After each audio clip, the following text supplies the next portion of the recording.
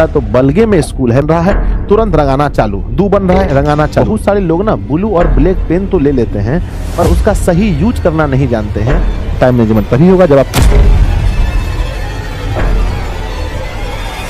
हाँ तो नमस्ते प्यारे बच्चों, जिस दिन भी आपका पेपर है आप इस वीडियो को बहुत अच्छे से जरूर देखिए। प्यारे बच्चों, बहुत सारे विद्यार्थी जी को ये समस्या होती है कि हम लोग एग्जाम में जब बैठते हैं तो प्यारे बच्चों एक चीज का हमेशा रोना होता है कि सर हमारा टाइम मैनेजमेंट नहीं हो पाया।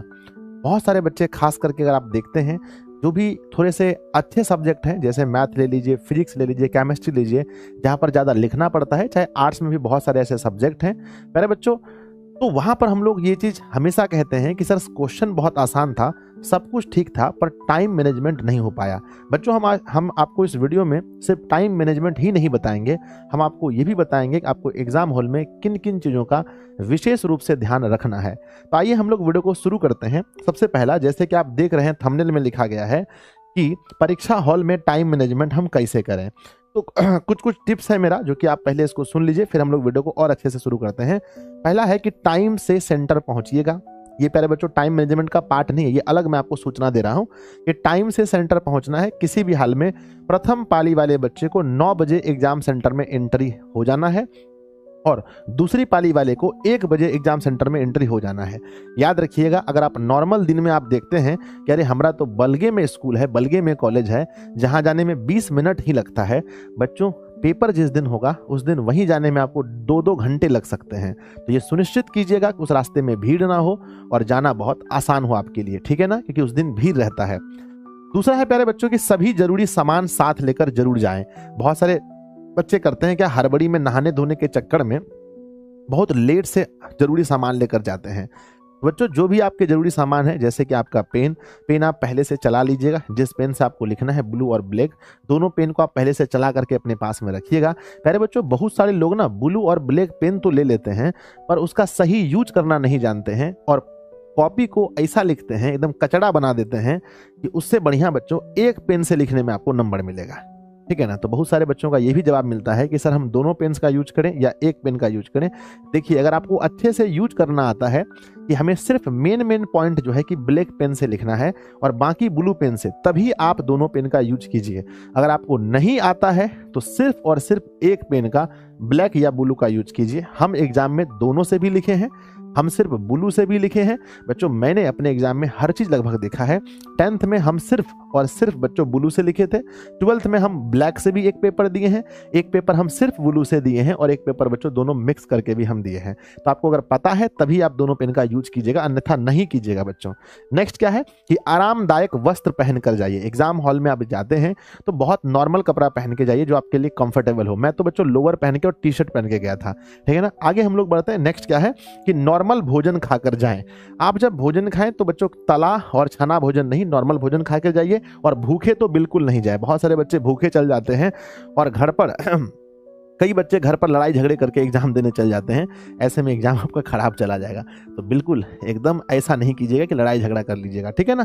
तो ये आपके लिए कुछ इंपॉर्टेंट टिप्स थे कि समय से पहुंचना है, सभी सामान साथ लेकर जाना है, अगर ज्योमेट्री बॉक्स की आवश्यकता है तो लेकर जाना है, और बच्चों आरामदायक वस्त्र पहनना है, भोजन नॉर्मल खाना है। अब जो मैं आपको बोलने वाला हूँ ये सबसे इंपॉर्टेंट पार्ट है कि हम लोग एग्जाम सेंटर में टाइम मैनेजमेंट कैसे करें। तो टाइम मैनेजमेंट से आपको याद रखना है सबसे पहले कि आप उतना हड़बड़ी नहीं कीजिएगा। बहुत सारे बच्चों को देखते हैं जाकर के बकलूल की तरह वहां पर हड़बड़ तरबड़ करते हैं, ऐसा नहीं करना है। बिल्कुल शांति से मेरे बच्चे, OMR जो होता है और या आंसर सीट में जो होता है, जो आंसर सीट होता है बच्चों, उसमें सब कुछ आपको ठीक से भरना है। कई बार हम टाइम मैनेजमेंट उसको कहते हैं कि हड़बड़ हड़बड़ लिखने को टाइम मैनेजमेंट कहते हैं। हड़बड़ हड़बड़ लिखने को टाइम मैनेजमेंट नहीं कहते हैं।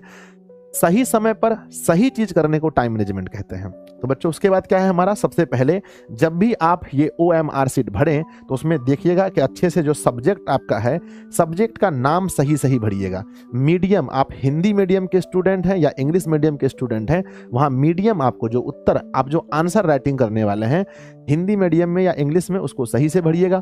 आपका जो सेट कोड जो भी होगा उसको ABCD उसको अच्छे से भरिएगा। अपना नाम अच्छे से भरिएगा। अपने सेंटर का जो नाम है अगर ये भी भरना आपको पड़े तो भरिएगा, अगर भरा हुआ आएगा तो चलो अलग बात है। नेक्स्ट अपना हस्ताक्षर बच्चों बहुत अच्छे से कीजिएगा जैसे आप हस्ताक्षर करते हैं।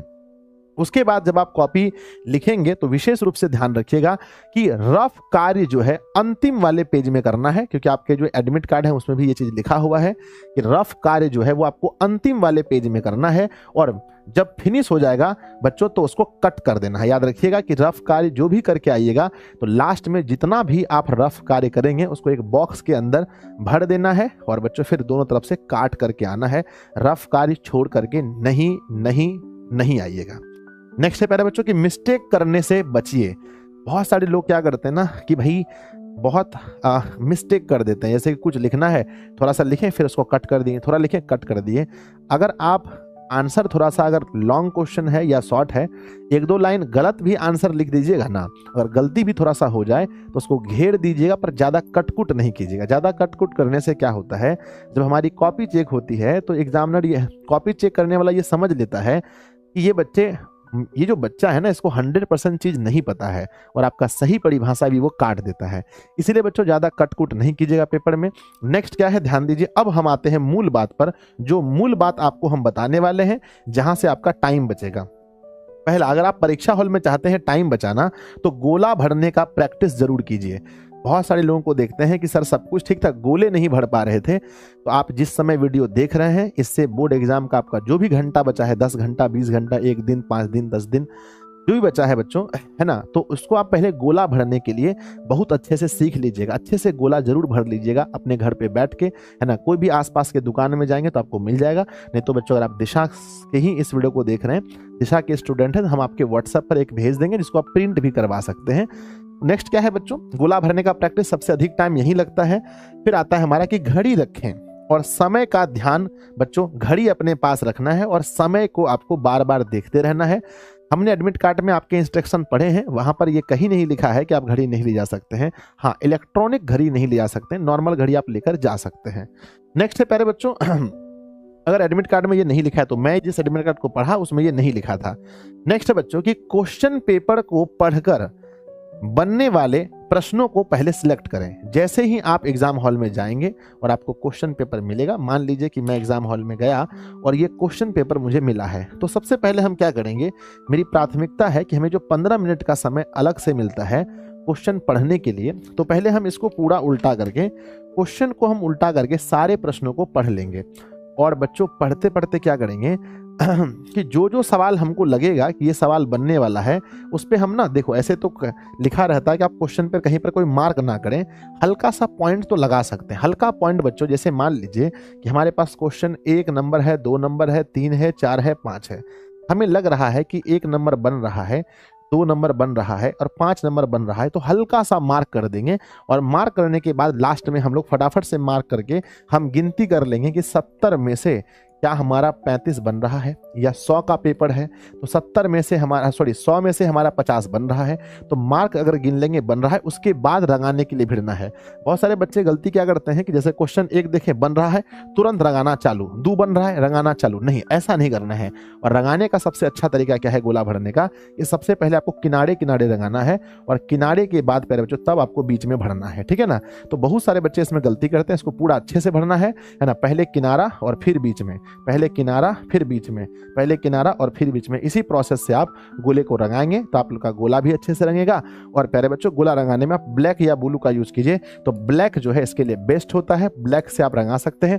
सर मैं ब्लैक से ना गोला रंगूंगी और मैं ब्लू पेन से आंसर लिखूंगी, कोई दिक्कत है? नहीं बच्चों, कोई दिक्कत नहीं है। ये अलग चेक होता है, ये अलग चेक होता है। तो आप ब्लैक से इसको रंगा सकते हैं और ब्लू से यहाँ पर। अगर आप कंफर्टेबल जिस रंग में है आप रंगाइए, ऐसा नहीं कि मैं कह रहा हूं तो आप ब्लू में ना, इसी में लगाएं, ब्लैक में ही। आप ब्लैक या ब्लू किसी से लगाएंगे तो आपको नंबर मिलेगा, कोई इशू नहीं है बच्चों, ठीक है ना। तो उम्मीद करते हैं कि ये वीडियो आपके लिए बहुत अच्छा रहा होगा। कि टाइम मैनेजमेंट तभी होगा जब आप गोला अच्छे से भरेंगे, टाइम मैनेजमेंट तभी होगा जब आप क्वेश्चन को पहले ही चिन्हित कर लेंगे और एग्जाम सेंटर में आप घड़ी देखते रहेंगे, अच्छे से लिखेंगे, आसपास ज़्यादा ध्यान नहीं देंगे। आपका 100% फोकस आपके पेपर में होना चाहिए। जब भी बच्चों मैं एग्जाम देने बैठता हूँ तो ऐसा लगता है जैसे पूरे हॉल में कोई है ही नहीं, सिर्फ मैं हूं और सिर्फ मैं हूं। तो बच्चों अगर आपको ऐसा फील होगा एग्जाम हॉल में कि पूरे हॉल में सिर्फ और सिर्फ मैं ही हूं, तो आपका एग्जाम बहुत अच्छा जाएगा बच्चों। और याद रखिएगा, कुछ करने का, बहुत अच्छे मार्क्स लाने का आपके पास ये अंतिम मौका है अगर आप 12th के विद्यार्थी हैं तो, क्योंकि इसके बाद कोई बोर्ड एग्जाम आपका नहीं होगा। तो पूरा जान झोंक दीजिए, अपना 100% दीजिए। हमने बच्चों जहां तक हो पाया है हमने आपके लिए मेहनत की है। जहां पर जरूरी वीडियोस की आवश्यकता पड़ी है हमने आपको दी है। तो प्यारे बच्चों, अगर ये वीडियो आपको अच्छा लगे तो अपने दोस्तों में शेयर कीजिएगा, एक छोटा सा कमेंट जरूर कीजिएगा। धन्यवाद आप सभी का अपना बहुमूल्य समय दे करके इस वीडियो को देखने के लिए। धन्यवाद बच्चों।